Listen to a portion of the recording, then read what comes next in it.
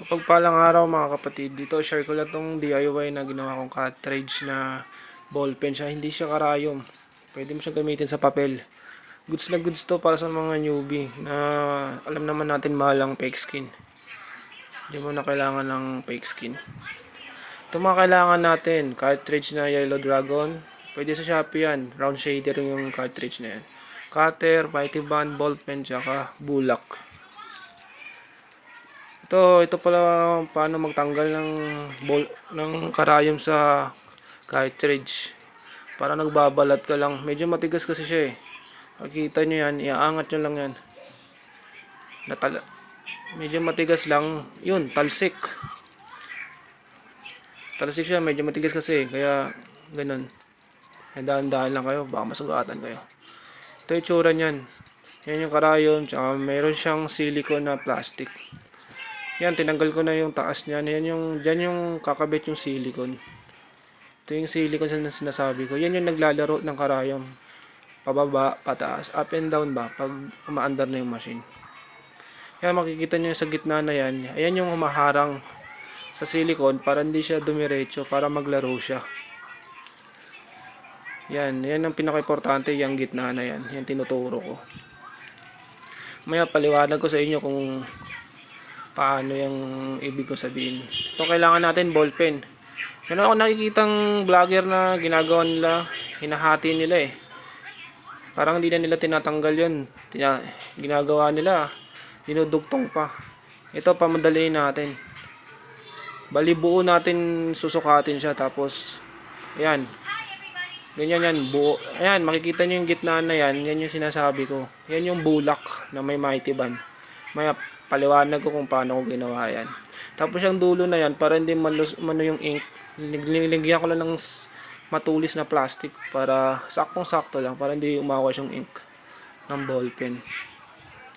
Yan, ganito yan. Oh, sukat na sukat po yan, di ba? Pati yung gitna ng haharang sa silicone.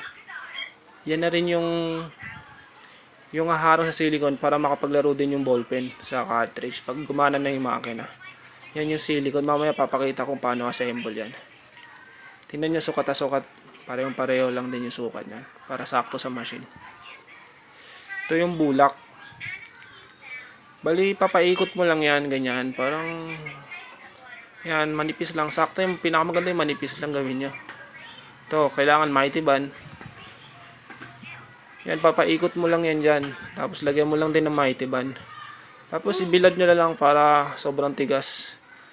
Hindi basta-basta makukuha yan, mga kap. Kaya, goods na goods yan. Matibay siya. Yan yung outcome yan pag nangyari. Sobrang tigas na yan. Hindi na agad basta-basta makakawala yan. Yan na siya. Bali, i-assemble na natin yan. Yan yung silicone. Yung sinasabi kong haharang sa silicone. Yan siya. Tapos, yung kakapitan ng silicone, yung color yellow. Yan, ganyan yung tsura niyan. So, yan yung takip. Yan, ikakabit mo siya dyan. Parang ganyan, para may kapitan siya. Yan, maglalaro na yung ano niyan, ballpen yan. Hindi siya didiretso pababa, hindi siya didiretso taas. Para babalik-balik na siya sa pwesto niya. Yan, ganyan. Yan, parang ganyan po siya mangyayari dyan. Pag nasa loob na siya ng casing niya. Tapos pag kumandar na yung machine, ganyan mangyayari sa kanya. Yan, i-assemble natin. Ipasok na natin siya sa casing niya. Yan. Try natin pasok kung goods. Makikita niyo kung paano i-lock. Meron siyang space lang na maliit. Ganyan lang din. Pag tumunog yan, okay na yan. Yun, pasok. Okay, tingnan natin kung lalaro. Yun, hindi siya pumasok. Hindi siya lumalabas. Kasi, malaki yung ballpen. Ngayon, ginawa ko, pinutol ko yung dulo para lumaki yung butas. Tapos, pumasok yung ballpen na ginawa natin. Medyo ingat lang kayo sa cutter. Yun, yung daliri ko, dugo. Sapul sa cutter. Yan, ganyan. Ganyan yung outcome ng gawa natin, mga kapatid. Yan, naglalaro siya, di ba? Kaya goods na goods. Pwede tayo mag-practice sa papel. mga lining, whip shading. Kung makatipid, okay na yan. Yan, try natin sa machine. Panda rin. So, yan na nga. Yun, tumunog na siya. Maandar na. Ayan mga kapatid, nakikita nyo. Goods na goods siya. Naglalaro siya. Para na din siyang karayon, di ba? Mababa lang yung voltahe, 5.7. Try natin sa papel kung uubra.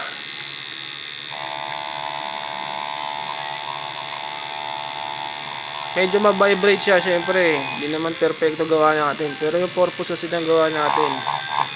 Para malaman mo yung takbo ng machine mo, magamay mo. Yan, pwede din siya sa whip shading. Kaya goods na goods ng mga kapatid, lalo na sa mga newbie na wala pang budget, katulad ko.